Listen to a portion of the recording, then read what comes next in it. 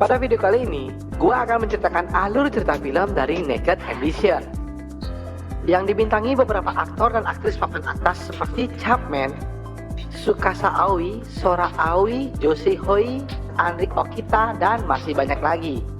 Film ini mengisahkan seorang penulis cerita novel yang beralih profesi sebagai pemeran film. Penasaran alur cerita filmnya? Yuk guys, kita kocok alur ceritanya.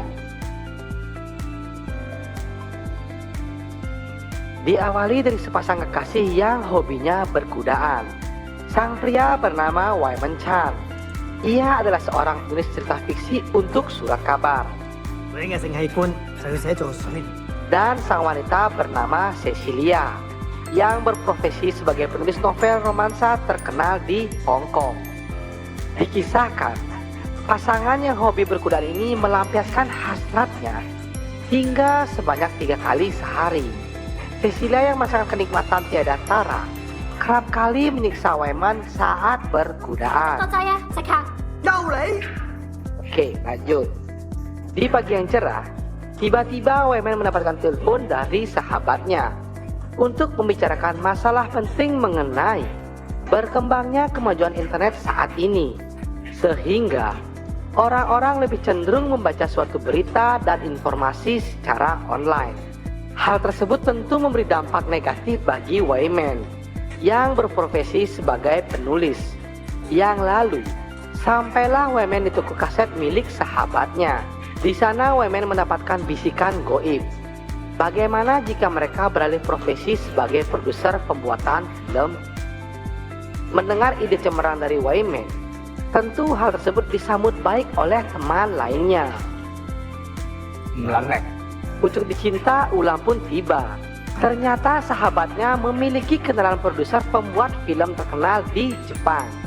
Tak sampai di situ, secara tiba-tiba seorang pria gembrot datang menawarkan diri untuk menjadi investor pertama mereka. Dan mereka pun bersepakat berangkat ke Jepang. Secepat kilat, mereka sudah berada di negeri Sakura.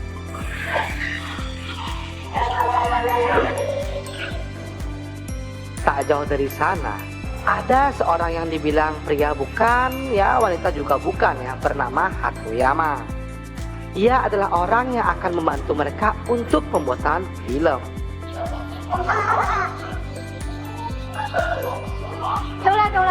Yang lalu, mereka diajak ke sebuah penginapan untuk beristirahat sejenak.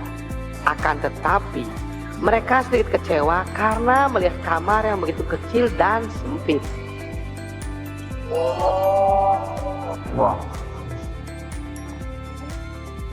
Namun, Wyman kembali memberikan pencerahan kepada teman-temannya bahwa kita di sini untuk bekerja, bukan sedang traveling. Sontak memberikan semangat baru bagi sahabatnya. Sungguh luar biasa. Singkat cerita, mereka telah dibawa ke tempat syuting. Di sana mereka begitu takjub karena selama ini mereka hanya bisa melihatnya di sebuah film. Namun, saat ini mereka bisa melihat film itu secara langsung.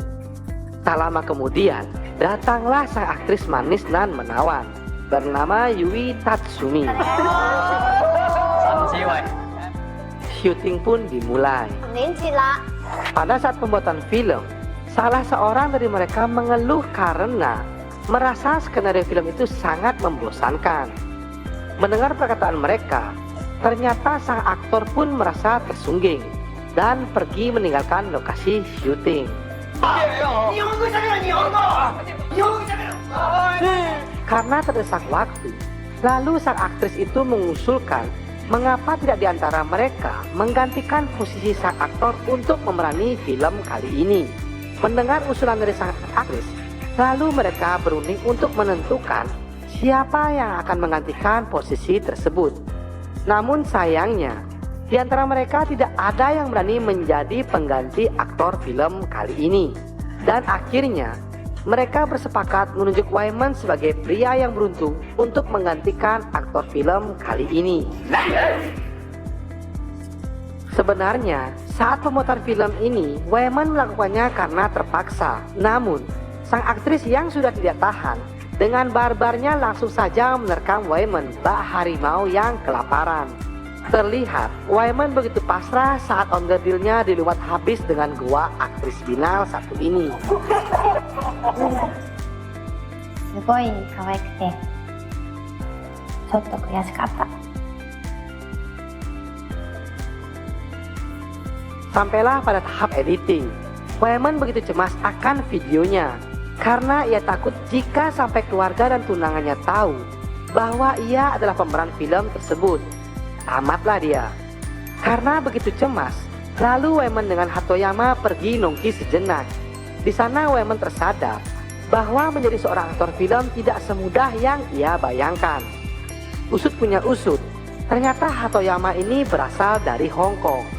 Dijelaskan bahwa maksud Hatoyama menetap di Jepang karena menunggu pujaan hatinya. Dan lalu Wayman pun bergegas untuk pulang. Secepat kilat Wayman sudah berada di rumahnya. Tiba-tiba HP Wayman pun berdering. Tak butuh waktu lama, ternyata film yang dibintanginya sudah viral seantrio negeri Sakura. Sehingga seluruh media sosial dan siaran televisi pun dibanjiri berita dari film tersebut. Hal yang dicemaskannya pun menjadi kenyataan.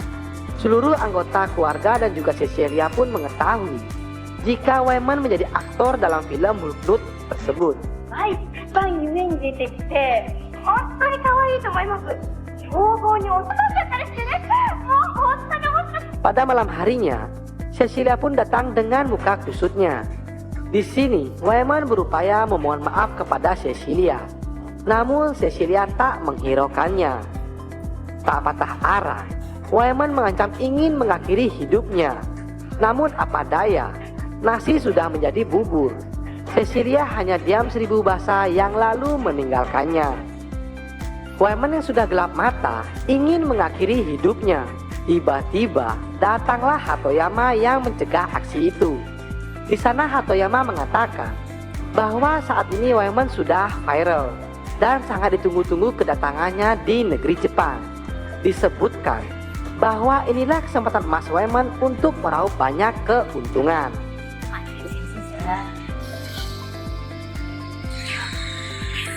Terlihat Wayman sangat digandrungi para gadis di negeri Sakura, dan juga para fans memberinya julukan sebagai Mario Ozawa. Tak lama kemudian, Wayman berkata kepada Hatoyama bahwa dirinya khawatir jika di film selanjutnya Wayman tidak dapat memuaskan keinginan para fansnya. Karena pada film pertamanya dirinya terpaksa melakukan adegan tersebut sehingga terlihat lebih natural. Yang lalu Wayman dikirim ke seorang ahli kenikmatan jari jemari untuk menuntut ilmu kanuragan. Guru itu bernama Kato-san.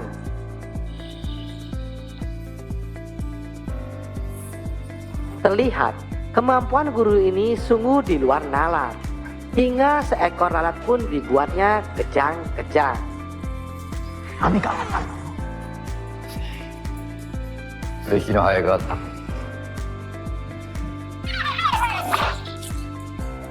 Dan Wayman pun memulai pelatihannya. Hai! Ayaku.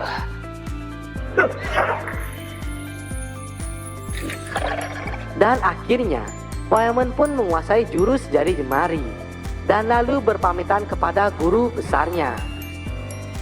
Singkat cerita, Wayman telah kembali ke tempat syuting.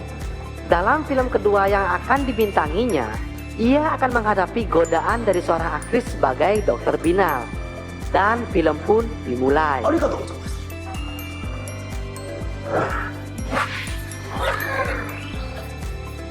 Terlihat saat syuting permainan Wayman pun sudah matang dan natural.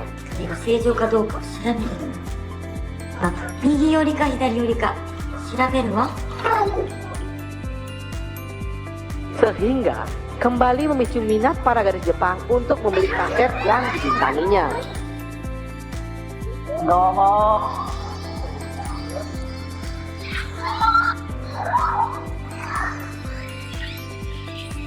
Tak sampai di situ, Wayman yang sudah merasakan nikmatnya sebagai pemeran aktor film, rela melakukan hal yang lebih gila. Kali ini, ia akan menghadapi terkaman seorang gadis The Real of the Semongko dan juga belasan wanita yang siap menggoyang hingga lutut Wayman bergetar.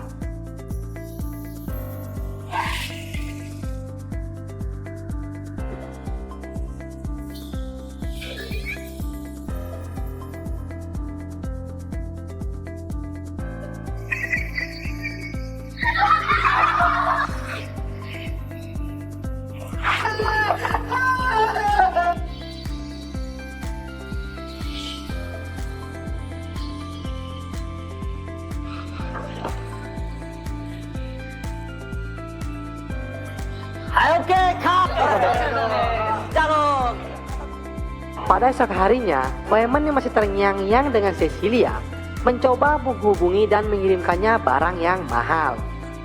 Bak peribahasa bagai air di daun talas, yang awalnya Cecilia membenci Wayman, ternyata ia sudah memaafkannya dan menerima kenyataan jika Wayman saat ini sebagai aktor film. Di tempat lain, saat Hatoyama akan kembali ke rumahnya, hal yang dinantikannya pun sudah berada di hadapannya. Terlihat raut wajah Hatoyama bercampur sedih dan senang saat melihat pujaan hatinya. Yang lalu, Hatoyama menawarkan congornya diobok-obok oleh pria itu. Nah, saat Hatoyama terlelap, ternyata pria siluman itu mengambil uang simpanan milik Hatoyama dan akhirnya melenggang begitu saja. Akhirnya, Hatoyama merasa sudah dikibuli untuk yang kedua kalinya. Singkat cerita, Wayman kembali memerani aktornya. Namun, spesial pada film kali ini, ia akan disandingkan dengan seorang aktris pendatang baru yang terjun di dunia. Pada saat syuting, terlihat sang aktris melakukannya itu sangat terpaksa karena tidak tahan akan tekanan yang dihadapinya. Lalu aktris itu malah kabur begitu saja.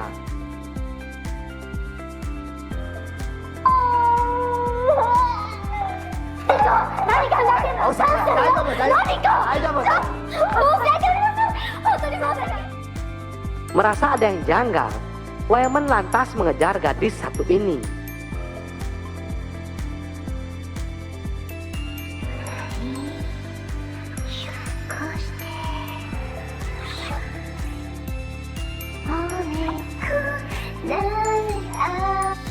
Akhirnya terbongkarlah, sebenarnya gadis itu terpaksa melakoni pekerjaan ini karena dirinya saat ini terlilit hutang piutang. Wayman yang merasa iba lalu berjanji akan memberikan uang kepadanya. Ternyata dari scenes ini Wayman telah jatuh hati kepada gadis satu ini. Nah, saat mereka berduaan, entah dapat bisikan dari mana, Wayman hendak menjebol gawang gadis satu ini. Namun, tiba-tiba datanglah sang mantan Cecilia. Dengan muka kusutnya, Cecilia kembali diterpa cobaan bahwa Wayman telah main gila dengan gadis muda belia. Yang lalu, dengan memberikan kehangatan goanya, Cecilia membuktikan bahwa ia masih pantas menjadi gadis nomor satu di hati Wayman. Secepat kilat Cecilia sudah berada di Hong Kong dan sedang menghadiri jumpa pers untuk mengatakan sebuah pernyataan bahwa Wayman bukanlah tunangannya. 話你同呢個小澤出嚴正聲明，我同呢個小澤馬里奧係已經劃清界線，係因為佢嘅所作所為令我極度討厭。 Sesudah Cecilia mengungkapkan perkataannya itu, disambungkanlah kepada Wayman. Ternyata Wayman saat itu sudah berada di studio tersebut. Dengan berat hati, akhirnya Wayman mengatakan bahwa Cecilia hanya mementingkan materi saja. Dan Wayman pun memutuskan untuk berpisah dengan Cecilia. Namun, saat akan berpisah, tiba-tiba Cecilia berlari dan langsung menyikat bola bekel milik Wayman.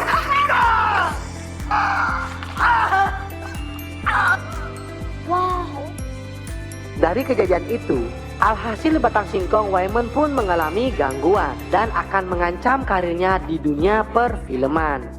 Terbukti, saat syuting batang singkong dari Wayman pun tak mampu menunjukkan keperkasaannya. Alhasil, Seluruh siaran TV dan sosial media dibanjiri akan berita yang dialami Mario Ozawa 治 saat り ini. ましたが精神的に不能になりスタントを使っている Bak peribahasa sudah jatuh tertimpa tangga. Ternyata kesempatan ini dimanfaatkan dengan baik oleh seorang pria yang ikut menjadi seorang aktor film, tentu untuk menjatuhkan nama baik dari Wyman. Dan pria itu bernama Naoki Nagasaki. Terlihat dari film yang dibintangi Naoki mengikuti cara yang sama seperti Wyman. Dan juga Naoki menentang Wyman untuk menentukan siapa raja diraja dari dunia perfilman. Pada esok harinya, Wyman langsung mencoba pengobatan tradisional di cucu Mak Erot yang bernama Maiko Yuki.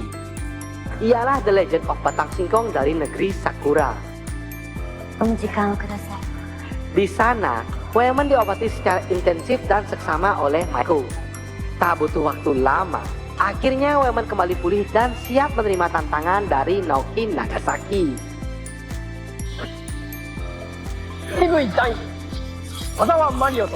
Singkat cerita, pertarungan Mario Ozawa dengan Naoki Nagasaki pun dimulai. Dari pertarungan kali ini, akan dinilai film siapa yang akan lebih banyak terjual di pasaran. Dan juga pertarungan mereka akan dinilai oleh sang guru besar Kato-san. Di film Naoki Nagasaki mengambil topik